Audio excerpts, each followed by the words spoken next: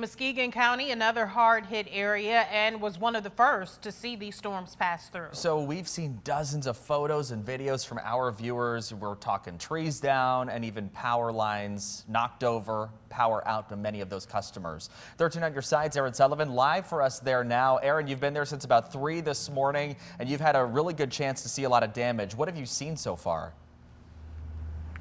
Good morning. Well, I can tell you, if you're waking up in Muskegon this morning, it's not going to take long to find a scene like this. A lot of trees uprooted and pulled out of the ground. You can even see this tree here on Doucet and Abbey Drive falling and landing in between these two cars parked right here. But what I really want you to take a look at is these roots right here.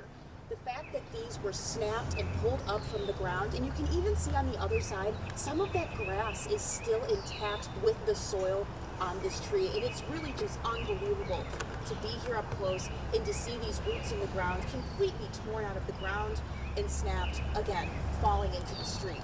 And of course, this isn't the only scene we saw. Our crews were out on the lakeshore all night long, getting video footage of a lot of downed trees that a lot of residents in Muskegon are going to wake up to. So if you didn't hit the road yet, you're going to want to make sure you go and check on your car, because you might be unlucky, like this gentleman here who actually spoke to us around 4 a.m. this morning and said he is just in disbelief at the strong winds that Muskegon experienced last night.